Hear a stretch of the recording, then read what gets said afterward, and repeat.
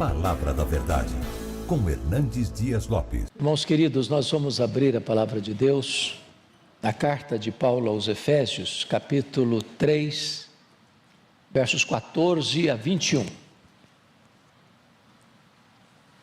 Efésios capítulo 3, versos 14 a 21. O apóstolo Paulo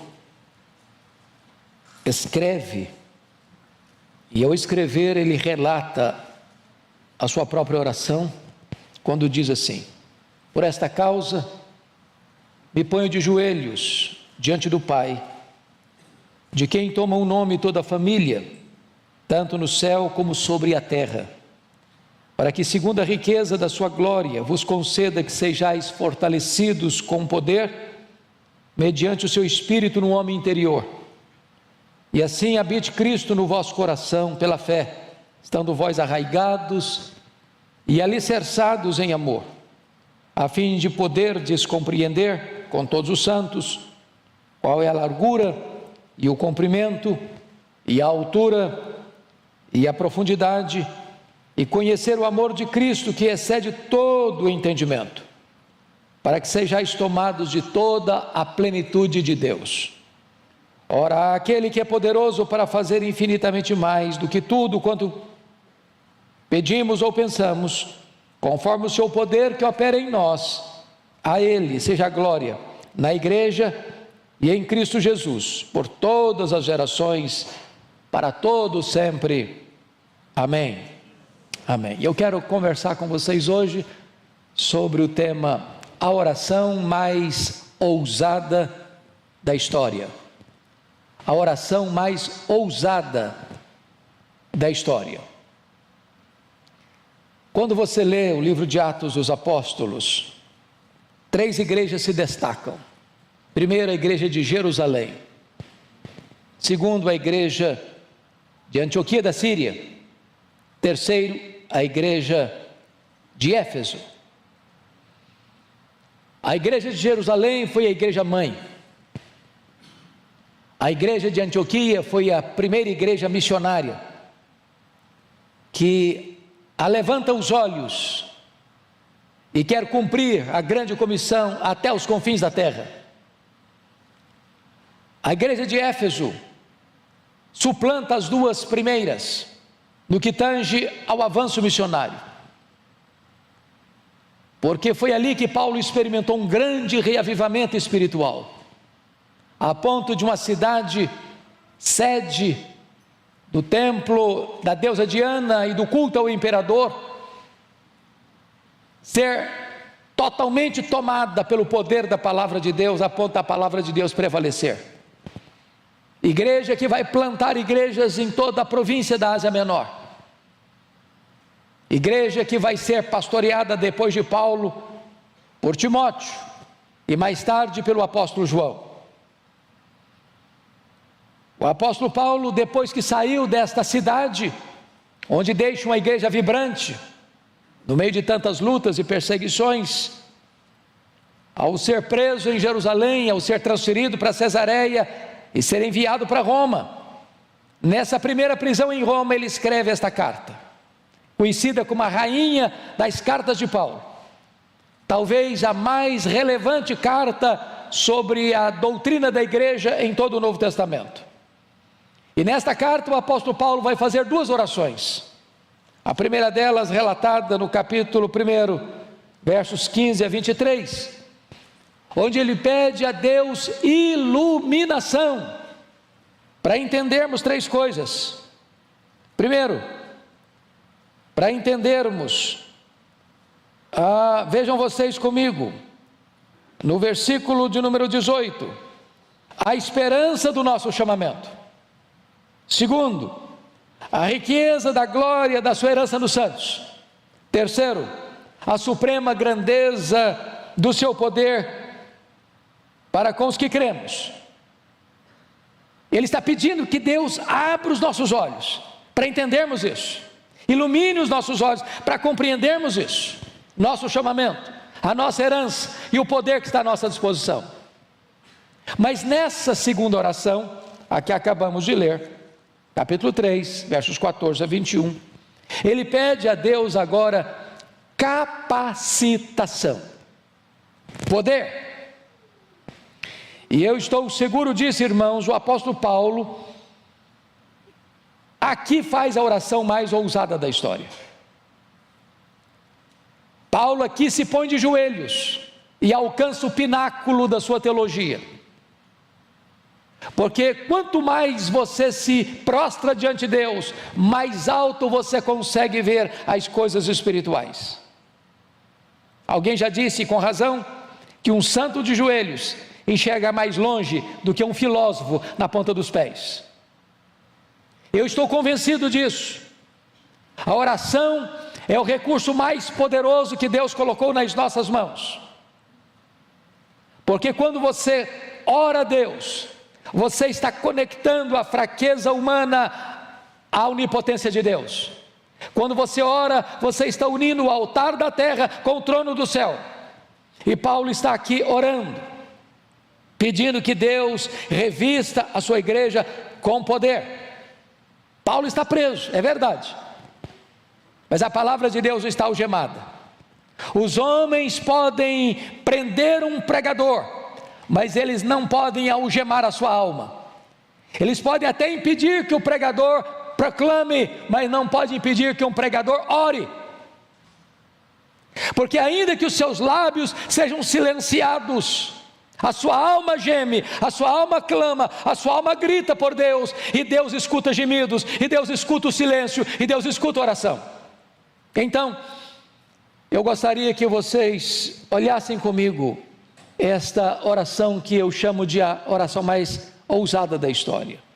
É curioso que Paulo, mesmo preso, mesmo algemado em Roma, nesta oração, ele não faz nenhum pedido de coisas terrenas, materiais, circunstanciais. Ele podia pedir soltura da sua prisão, ele era um homem enfermo, ele podia pedir cura para a sua enfermidade,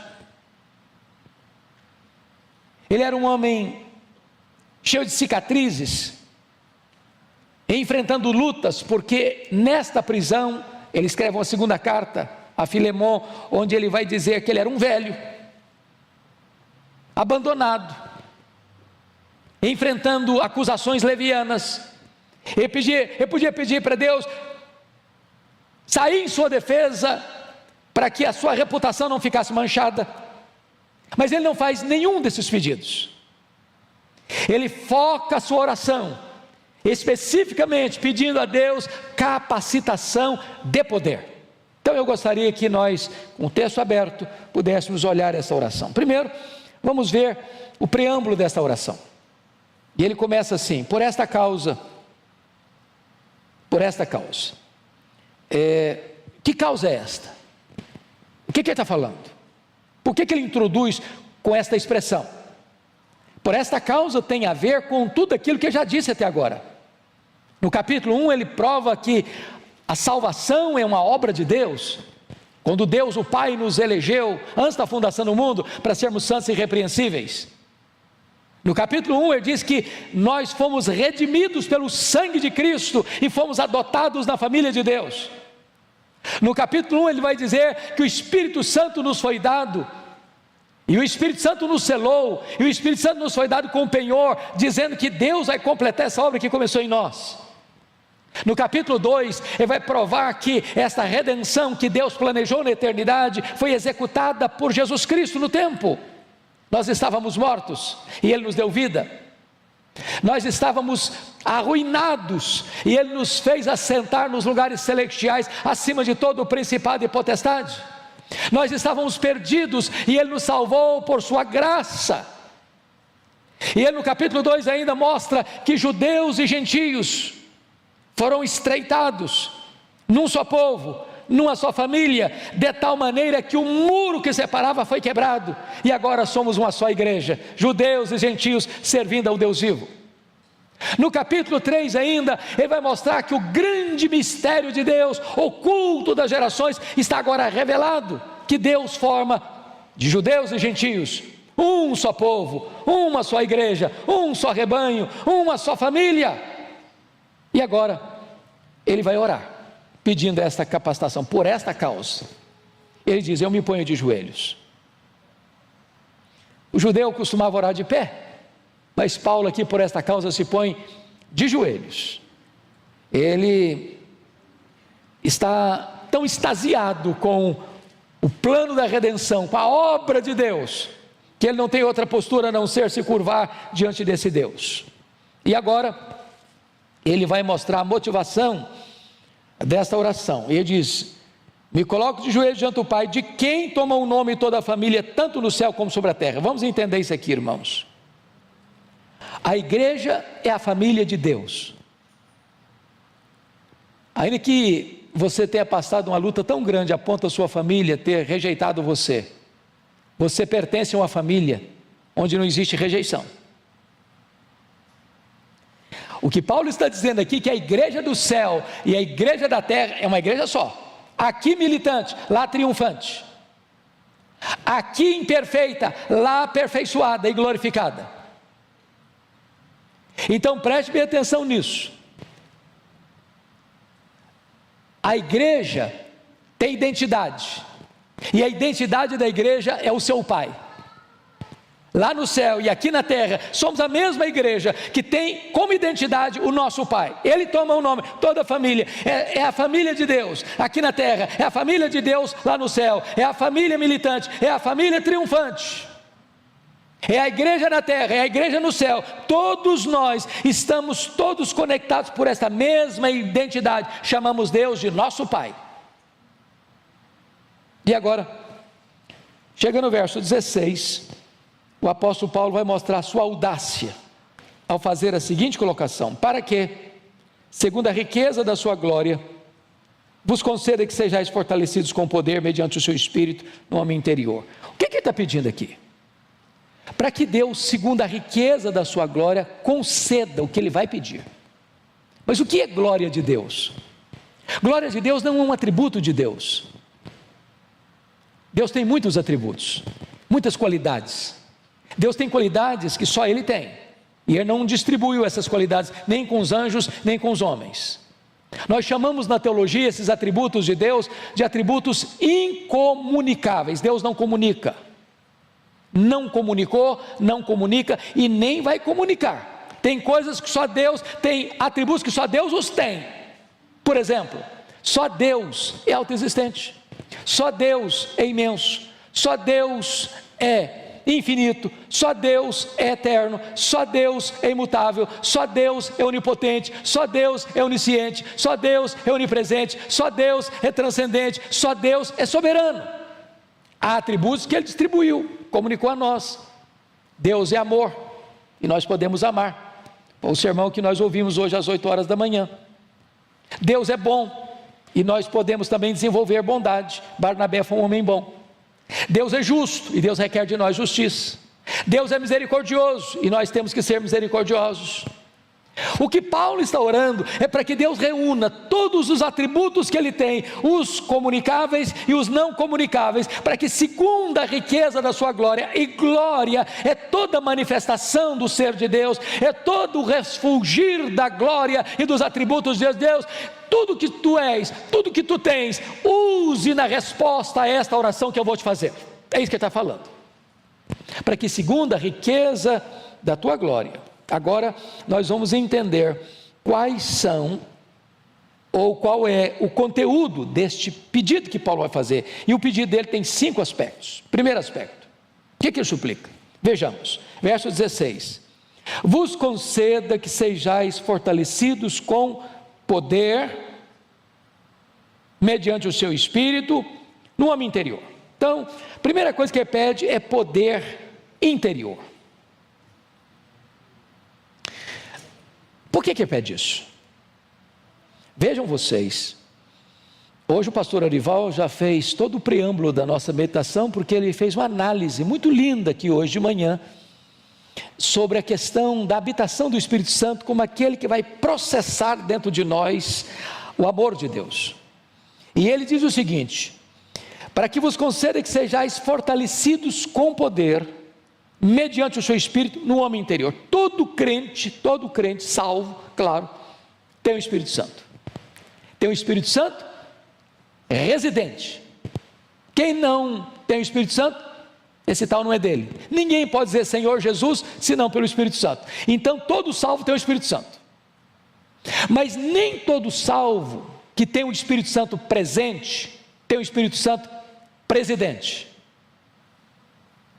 Nem todo salvo que é habitado pelo Espírito Santo, está cheio do Espírito Santo.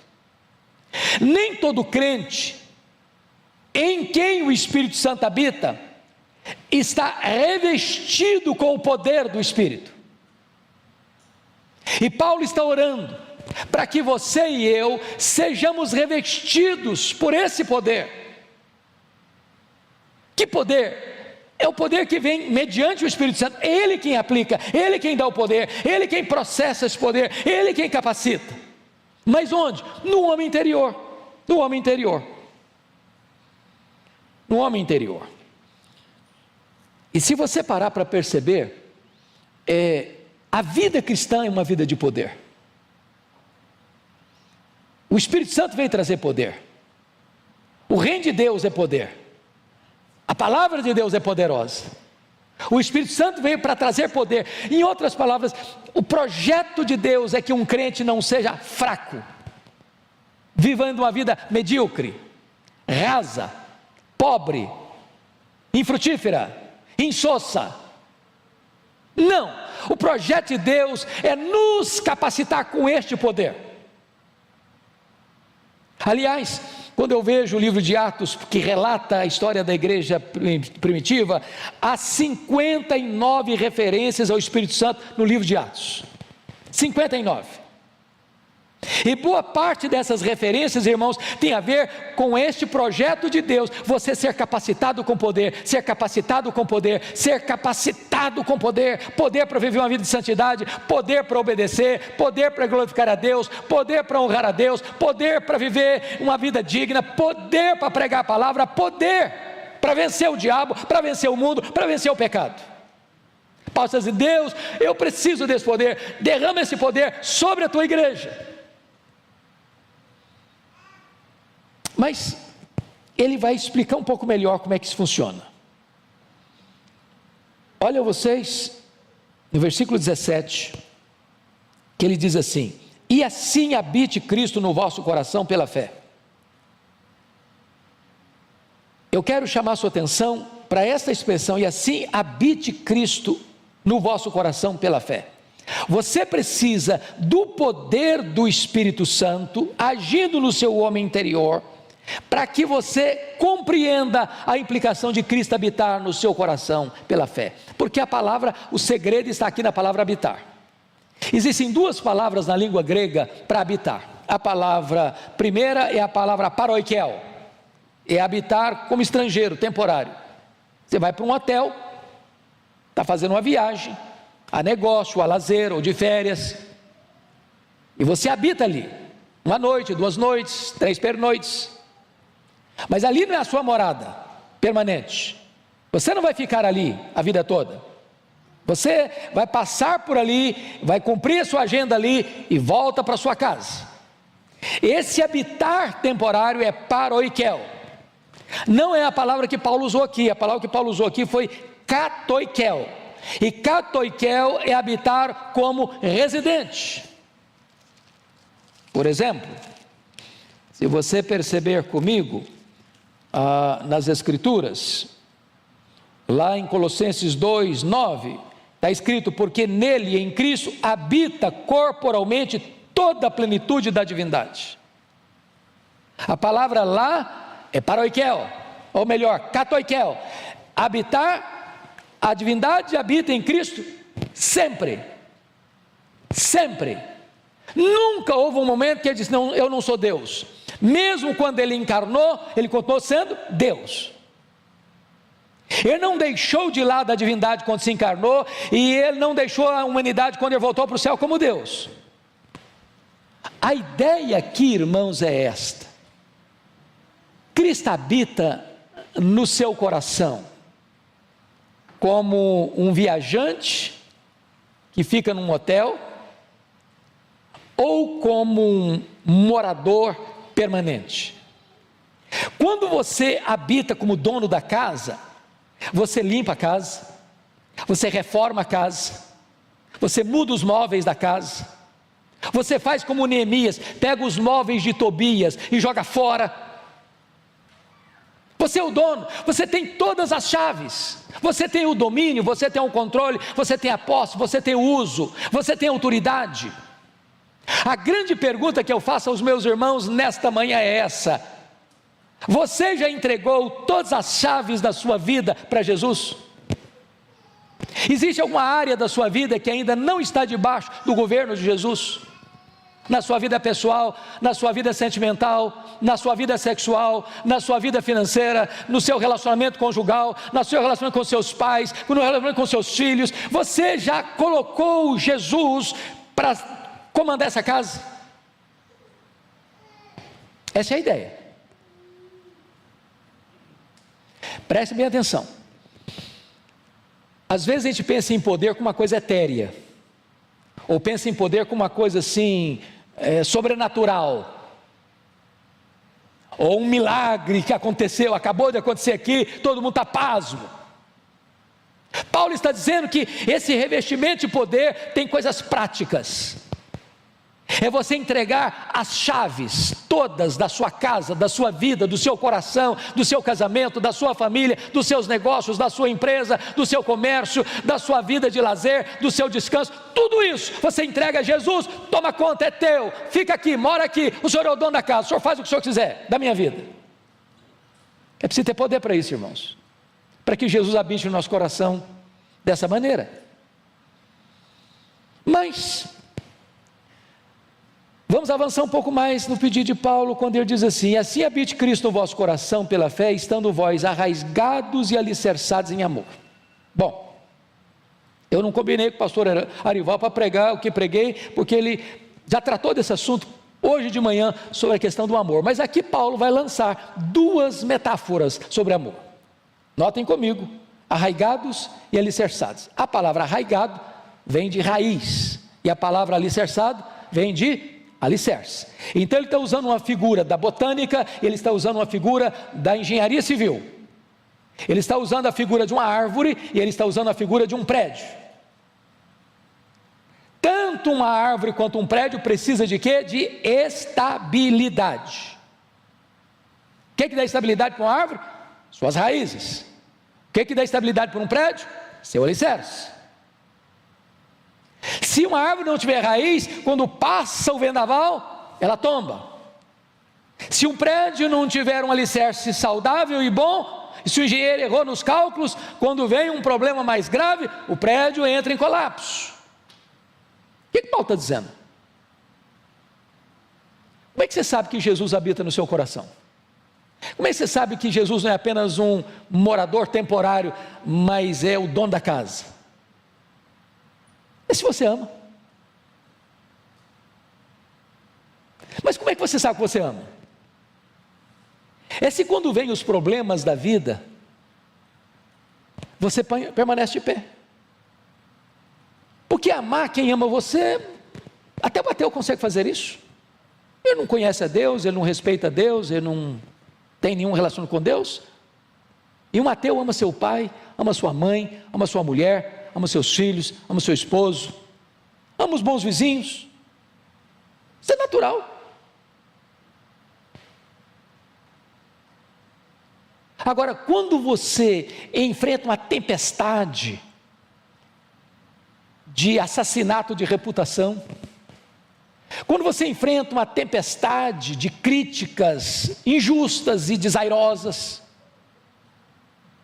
quando você é vítima de uma orquestração para arruinar sua vida, seu trabalho, sua reputação, sua família, sua honra, quando esse vendaval passa pela vida como um tufão, e você está arraigado, e você é como um prédio plantado, bem plantado, você permanece firme, e ama até seus inimigos, e ora por eles, pagando o mal com o bem. Esta é a evidência de que Jesus tem as chaves, porque Ele não pagou impropério com impropério. Os homens cuspiram no seu rosto, os homens esbordoaram a sua cabeça, os homens o pregaram naquela cruz, e ele lá do topo daquela cruz diz: Pai, perdoa-lhes, porque não sabem o que fazem. Nós não temos relacionamentos saudáveis, nem dentro de casa, nem fora de casa, a não ser que o Espírito Santo nos capacite para que Cristo tenha as chaves da nossa vida.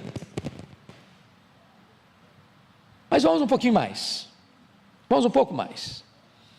Quando você compreende que o amor é a essência da vida cristã, porque é a virtude mais importante, é superior aos dons espirituais, é a evidência de que você é uma pessoa salva, é a prova de que você é um discípulo, é a única condição que Jesus exigiu, por exemplo, para você ser restaurado para a obra dele.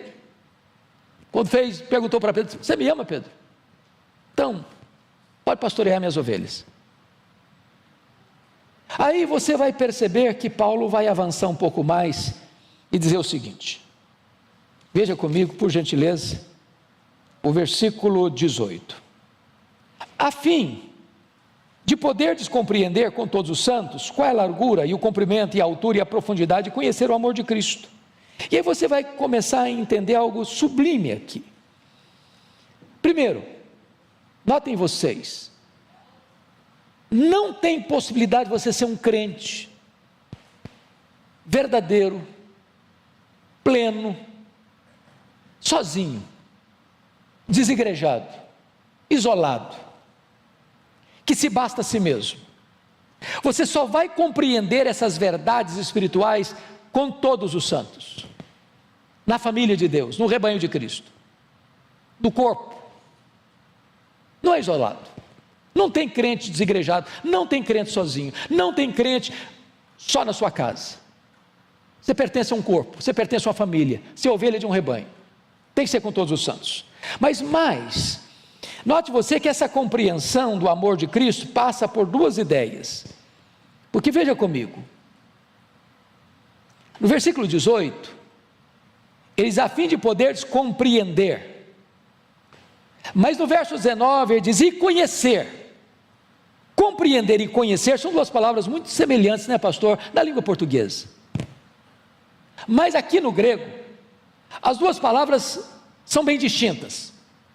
Aqui no verso 18, compreender tem a ver com o aspecto teórico, da compreensão intelectual, da compreensão cognitiva, de você poder visualizar isso com clareza na sua cabeça.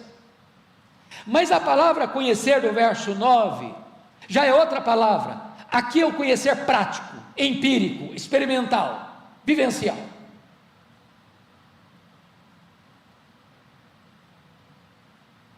Você não conhece o amor de Cristo porque você lê um livro fenomenal, que tem todos os conceitos e que o amor de Cristo, entendi.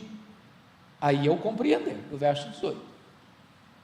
Mas esse conhecer o amor de Cristo, é algo que é aqui dentro, é da sua experiência, é aquela doçura que invade o seu coração, é aquele deleite que você encontra nele, é aquele prazer que você tem em estar na presença dele, é aquela relação de dois amigos que não querem separar-se um do outro. Você quer a presença dele, você anseia por ele, você o deseja mais do que ouro e do que prata, você quer estar na presença dele, conhecer ele mais e mais, e mais e mais, e mais e mais, e quanto mais você caminha com ele, como Enoque, mais você quer caminhar.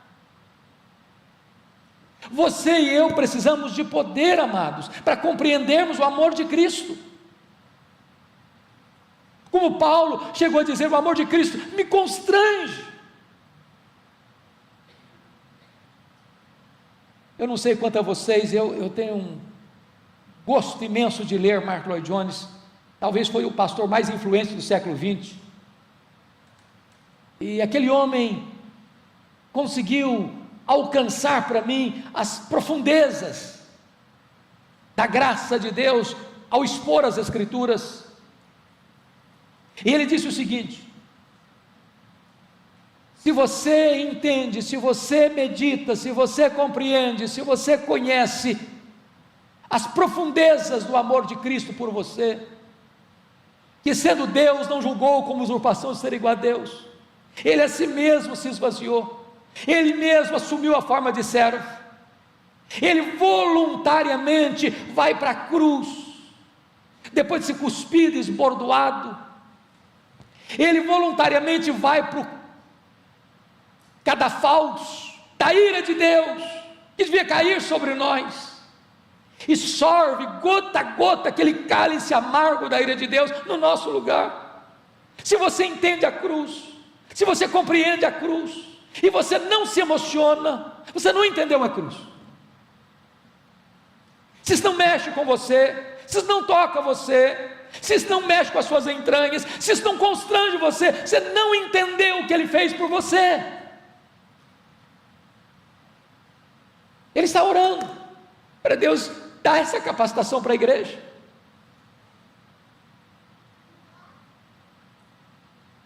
Irmãos, o amor de Cristo que é derramado no nosso coração, o amor de Deus que é derramado no nosso coração, é que faz o que Paulo está falando aí. Você precisa conhecer o amor de Cristo, que excede todo o entendimento. Só assim você vai entender a largura do amor de Deus, o comprimento do amor de Deus, a altura do amor de Deus, a profundidade do amor de Deus, os limites do amor de Deus, que abrange todos os homens, que abrange todos os tempos, que abrange o homem mais rico e o homem mais pobre, e que atinge o homem mais vil, jogado lá na sarjeta do pecado, e Deus o ama. Você e eu precisamos compreender isso. Mas agora, eu acho que Paulo chega ao pináculo, ao apogeu, quando no verso 19 ele pede o seguinte: e conhecer o amor de Cristo que excede todo o entendimento, para que sejais tomados de toda a plenitude de Deus. Eu acho que não tem jeito de pedir mais, tem? Bom, não tem mais jeito. O que Paulo está pedindo aqui, irmãos, é incompreensível para a nossa mente humana, porque ele não pede para que você seja tomado de Deus, Ele não pede para que você seja tomado da plenitude de Deus, Ele pede para que você seja tomado de toda a plenitude de Deus. Bom, voltando um pouquinho, quem é Deus? Pense nos atributos de Deus, da sua infinitude, da sua imensidão, da sua eternidade, da sua imutabilidade, da sua autoexistência, da sua onipotência, onipresença, onisciência, transcendência. Esse é um termo que às vezes nós não lidamos tanto. Transcendência, o que significa isso? Significa que tudo que existe, tudo que existe, eu vou lhe dizer algo: o universo não é nem imenso, nem infinito. Imensidão e infinitude são atributos exclusivos de Deus. Agora, para nós, o universo é imenso e infinito. Sabe por quê? Porque nenhum homem, por mais robusto que seja o seu conhecimento, por mais perito que seja no seu entendimento científico, é capaz de dizer: aqui está o último limite do universo. Os homens estão todo dia extasiados com a grandeza insondável do universo, calculando-se mais de 93 bilhões de anos-luz de diâmetro. Isso significa que se você voasse nessa velocidade da luz, você demoraria mais de 93 bilhões de anos para ir de uma extremidade à outra do universo, pois Deus é maior que isso. Não há um centímetro que Ele não possa dizer: isso aqui é meu, criei isso aqui, sou dono disso aqui, estou aqui. Ele está em toda parte. E agora Paulo orando para que você e eu, frágeis vasos de barro, sejamos tomados de toda a plenitude de Deus. Sabe qual é o problema que você e eu temos? É que nós somos tentados, ou levados, ou induzidos a pensar que tudo o que Deus pode e quer fazer na nossa vida é o que nós conhecemos, já experimentamos. Irmãos, nós só estamos arranhando a superfície. Deus tem mais, Deus tem infinitamente mais para nós. Eu não sei se você tem esse hábito de ler a história dos heróis da fé. Parece-nos que quando você lê sobre a vida dos homens mais piedosos, foram os homens que mais choraram pelos seus pecados, pelas suas limitações. Estava lendo o pastor Ival a semana passada, um pouco do diário de David Brainerd. Foi um dos homens mais piedosos do século XVIII, e há um dia em que ele diz assim: oh meu Deus, tem misericórdia de mim, eu não suporto a vileza do meu coração. Quanto mais você conhece a Deus, mais você sabe que você tem muito mais para conhecer. Paulo está orando para que você e eu sejamos tomados de toda a plenitude de Deus, como se cada poro do nosso corpo, ou cada poro da nossa alma exalasse Deus. Aí você pode dizer: bom, Paulo, mas eu acho que você estava velho, estava doente, preso. De repente você estava delirando um pouco, você foi um pouco exagerado, você foi hiperbólico demais. Aí ele diz no verso 20 algo espantoso, depois de fazer a oração mais audaciosa da história: ora àquele que é poderoso para fazer não mais, não muito mais, mas infinitamente mais. Aí eu já não estou entendendo, confesso a vocês, porque eu não sei o que é infinitamente mais daquilo que é o mais exagerado possível. Eu não sei. Eu não sei se Deus atender o pedido do verso 19, eu ser tomado, você ser tomado de toda a plenitude de Deus, se pode acontecer mais alguma coisa ainda, se dá para esticar um pouco mais ainda. O que Paulo está dizendo é que não há limitação em Deus. Não há.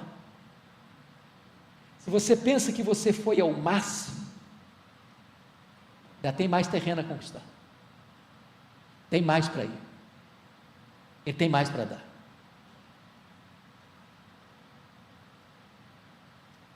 Como é que Paulo termina essa oração? Não poderia ser de outra maneira, a não ser com a doxologia. Versículo 21, ele diz: a Ele seja a glória na igreja e em Cristo Jesus, por quanto tempo? Por todas as gerações, para todo sempre. Sabe o que significa isso? Que você e eu vamos viver para sempre, e sempre, e sempre, e sempre, para exaltar este Deus. Depois que você estiver no céu, 1 milhão de anos glorificado, você ainda vai estar conhecendo esse Deus, conhecendo o amor de Deus e glorificando esse Deus. Depois que os séculos e os dos séculos e os séculos passarem, e milhões e bilhões de anos acontecerem, você ainda vai estar extasiado com esse Deus, glorificando esse Deus de todo o seu coração, por toda a eternidade, por toda a eternidade, por toda a eternidade. Não seria melhor em começar a ensaiar agora? Vamos ficar em pé?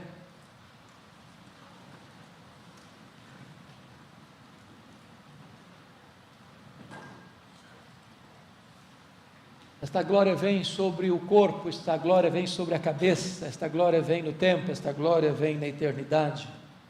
Esta é a glória que Deus quer derramar sobre nós, para vivermos esta vida maiúscula e superlativa. Senhor Deus, por amor do Teu nome, volta o Teu rosto para nós, esta hora. Nós não queremos viver uma vida rasa, supérflua, epidérmica, medíocre, rasa. Oh meu Deus, Tu tens tanto para nós. Não permita que vivamos na escassez, vivendo como mendigos espirituais, se os banquetes da graça estão fartos. Não permita que sejamos fracos, a ponto do diabo se andar conosco, se temos toda a grandeza do Teu poder à nossa disposição. Não permita, Deus, que rebeldemente queiramos controlar áreas da nossa vida, quando todas as chaves precisam ser entregues a Jesus. Oh meu Deus, por amor do teu nome, assiste-nos, fortaleça-nos, revigora-nos, capacita-nos a viver esta vida vitoriosa em Cristo Jesus, para a tua glória e louvor, em nome de Jesus, amém.